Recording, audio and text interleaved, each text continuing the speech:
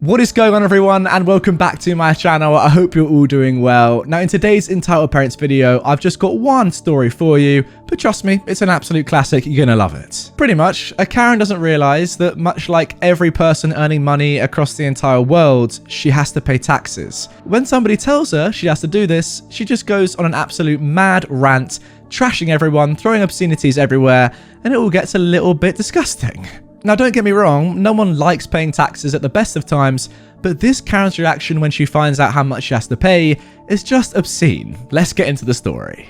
Karen wants a refund for her multi-$1,000 move because she doesn't want to pay taxes. So, this is a tale from one of my jobs in customer service. I work for a moving company that also offers storage services as well, and no, it's probably not the one you are thinking of. This company has an international presence and covers most of the US as well. I specifically work in the claims and disputes department, far enough up the food chain that if you're talking to me, you're most likely going to have a bad day by the time we are through. Roughly 90% of the customers I deal with have their cases sent to me because they are terrorizing the people that work on my team. The remaining 10% either have unique and challenging problems, or one of the other claims agents finally snapped, leaving me a mess to clean up. So, in July of 2020, in the middle of our busiest summer ever, that triple threat, because normal summer rush plus masses of people moving due to COVID job issues, and all the people that normally moved in the few months leading up to our busy season but couldn't because quarantine, we were absolutely drowning. This case comes across my desk because, 1, the agent it was assigned to had no idea how to handle it, and 2, this woman was your atypical Karen. It was a pricing dispute, typically our most common issue next to scheduling disputes, because people don't think about the logistics of moving a 2,000 plus square foot house across the country. Now, normally, for things that make it to my desk, I take the time to read through all of the agent notes to see what they found or seen on the accounts, as well as what communications they have with the customer before I reach out or do my own investigation. But because of the literal flood of people, there were a flood of new cases coming in every day. So instead of the normal 2-week turnaround time for case resolution, it was taking 2 weeks for initial contact from an agent, let alone a resolution after the investigation. Being as swamped as we were, I was calling people on my list going from oldest incident forward, trying to reach a resolution on my initial contact call because I had literally hundreds of new cases per day, which meant I was giving people money I would normally not give away. Normally I'd do a proper investigation and more than half of the people I talk with get their claim denied.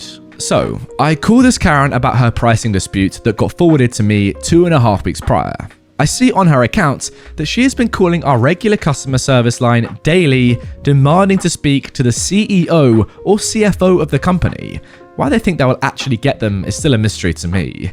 I also see from the agent's notes that she is claiming there is a difference on the price from what the document we sent to her was and what was being billed. Odd, but not impossible. Errors happen. But when the agent couldn't resolve her issue immediately the exact way she wanted, out came the obscenities and demands to speak to their manager's manager. Joy, as if my day wasn't hard enough already. So, Karen picks up the phone. Hello? Hi, is Karen available? Speaking. Hi, this is me with the moving company, calling you on a monitored and recorded line about, insert reference number here, for your billing. Oh my freaking god, it's about time you called me. You guys are so incompetent. Literally, all you do is steal people's money. My god, I was about to file a complaint with the BBB. My apologies. Unfortunately, due to current events, there has been an unprecedented number of people moving, which has caused delays in every department, which is why I'm calling you today. I see that you have spoken to one of my other agents and you weren't able to reach a resolution, so this was escalated to me. I'm reaching out so we can try to get a resolution on this matter as soon as possible. Oh good, finally someone with sense in your company. So, you're calling to credit me back for everything I spent with your company? I stop her dead, hoping I'd heard her wrong. Excuse me? Well, that's what my dispute was for. Everything I've spent with your company for the last 3 years.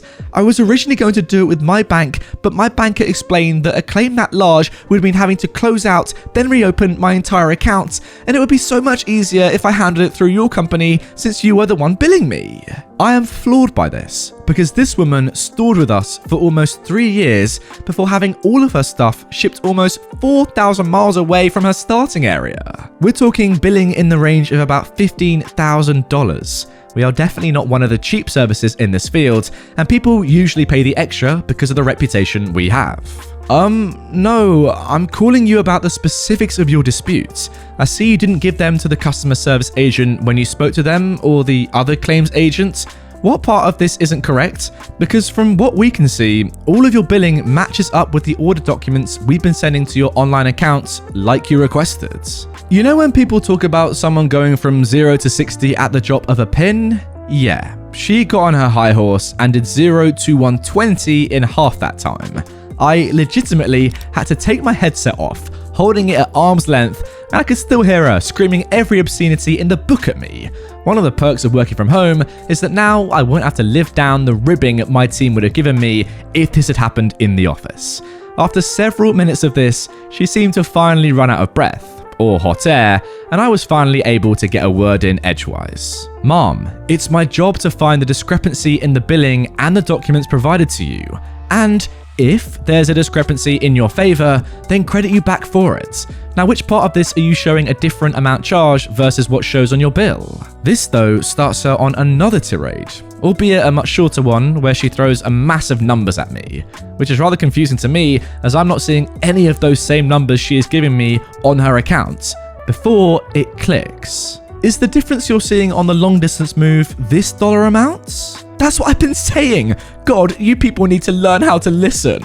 And is the difference you are seeing on these charges this? Yes. I see what the problem is. The document you've been referring to must be a quote, because the difference in all of your billing is the taxes.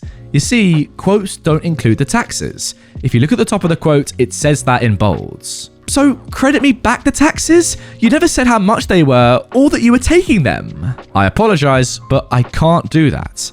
When you booked your order, the official document with all taxes, fees, and discounts was presented to you at that time. You've been charged the correct amounts. Then get me someone who can. Because I want my money back. You guys are nothing but a bunch of, insert racial slur, and thieves. Mom, there is no need for the kind of language you've been using on this call. Now, I regret to inform you of this, but nobody in this company can issue a refund for this matter, as it's not a company policy or charge, but rather charges that originate at the state and federal levels. I hate paying taxes as much as the next person does, but if you have an issue with those charges, that is something I recommend you reach out to your state senator and discuss with them. That is unacceptable and unprofessional. I demand to speak to your manager. Yeah, that's not going to happen. See, I am the highest level person in this company that talks to customers, period. Full stop. There are exactly 4 people in this company that are above me. None of them talk to customers ever, and I have final say on any account or dispute in the company that gets escalated. Basically, I'm the manager you've been asking for, and I'm telling you, no, we will not be issuing a refund on your accounts. This is unacceptable. I'm going to write bad reviews for your company everywhere and report you to the BBB. Go ahead, but just so you know, any dispute filed to the BBB or social media case opened up about this will come across my desk in about 2 weeks, as I'm the one closing this dispute, and we both know exactly how far that will get you.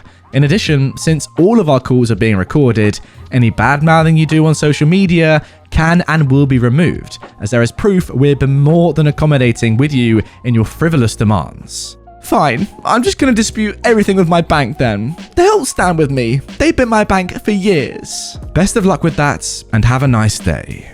Karen hangs up, and I get busy notating everything about our exchange on her account, as well as her disputes. I close her dispute as denied, then send emails to our accounting department and social media departments, flagging her name and account, just listing the details of what went on. Now, this wouldn't be a satisfying r/entitled people story without the follow-up I got later.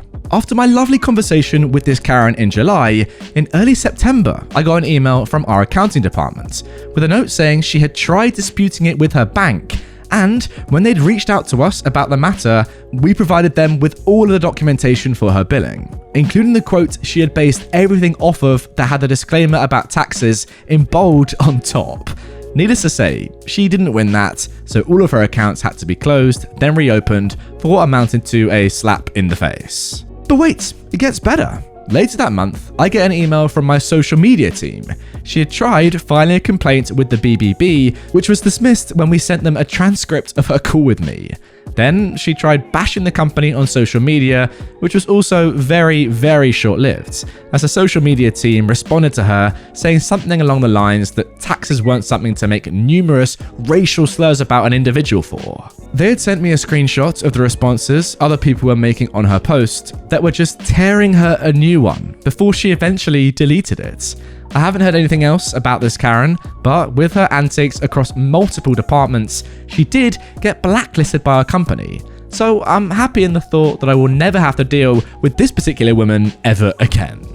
Look, obviously it goes without saying that nobody particularly enjoys paying taxes. It's not the most, fun experience, losing a lot of your money to the government or the state. But if you don't do it, it's illegal and you're going to go to jail. So I don't really see how Karen can have any complaints about this one, to be perfectly honest with you guys. Yeah, realistically, if it says it in bold at the top of the quote, then you should be sensible enough to see that writing.